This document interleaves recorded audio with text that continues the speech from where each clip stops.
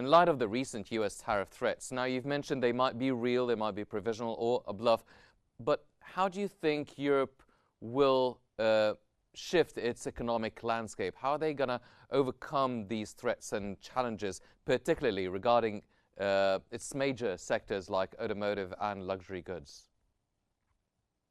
First of all, we have to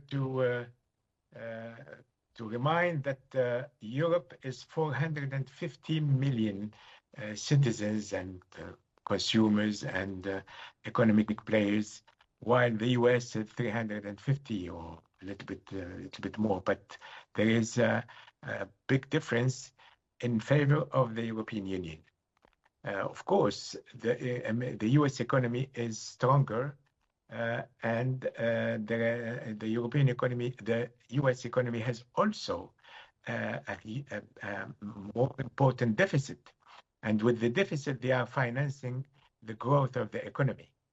The European Union did not follow the same path and the same route. So if the European Union is in a need to spend more, they can spend more and they will have the deficit higher, but still sustainable. So in this race, there is no difficulty for Europe. They have difficulty to catch up, but it's just a matter of catching up the defense sector and the energy sector. And the defense sector, France has the nuclear weapon technology. So they have the coverage of France is covering all the EU.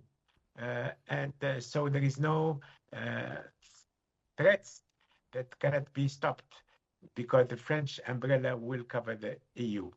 Regarding the energy, Europe was depending on Russia in a heavy way, but now they are shifting to diversify. And America has its self-sufficient for in a lot of manners in the energy needs. So in this competition here we have the technology competition, and it's a fact that the US has a better position with the artificial intelligence. But Europe is coming up. We have seen when ChatGPT has launched its by surprise, and which is a good thing. This new revolution. In few weeks, China has surprised also the arena with DeepSeek in few weeks. But France is coming up. Europe is coming up. So there is no, the race is continuing, and there are changes.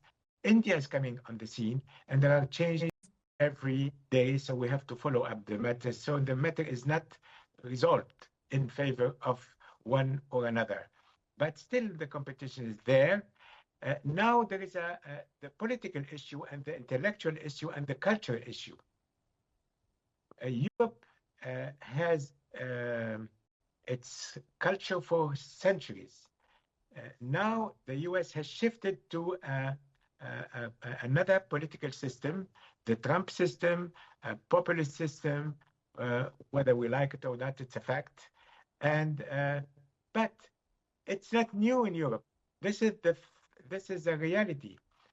Some they say it's new and a surprise. It's not a surprise because there are a lot of political parties like the National Front for National, or the AfD in France, or AfD, or the party Fratelli d'Italia in Europe, or in Italy, or in Hungary, the Orban party, etc.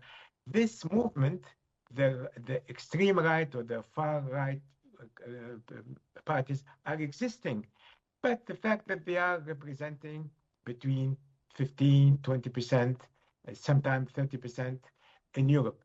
What is happening here is that the people like Elon Musk or G.D. Vance, in his speech in Munich this week, he called that these parties must take over, and Europe must be aligned to have the same ideology than the Trump administration. But Trump is a very flexible man, is a very pragmatic man.